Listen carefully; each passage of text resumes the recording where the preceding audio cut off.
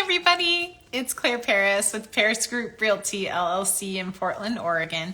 And today we're talking taxes across state lines. This gets real confusing real fast.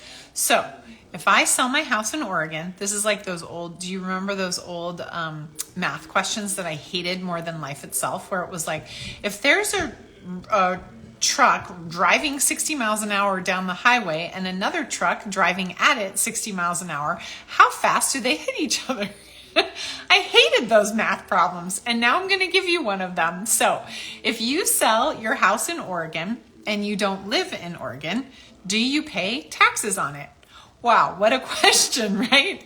So if you sell a home, any investment property, any commercial property, anything with real estate, and you sell it in a state that you do not reside in, you could owe taxes on it.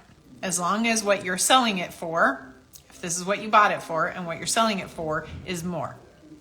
There is some amount there called gain, and you might be subject to taxes on it. So what does that mean? It means you better call a CPA, and you better call them before you close on the sale. Repeat it after me. Before you close on the sale.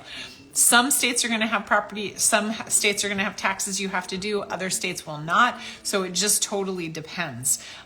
Oregon specifically has taxes on gain. So you're going to need to know that before you sell and what that's going to look like.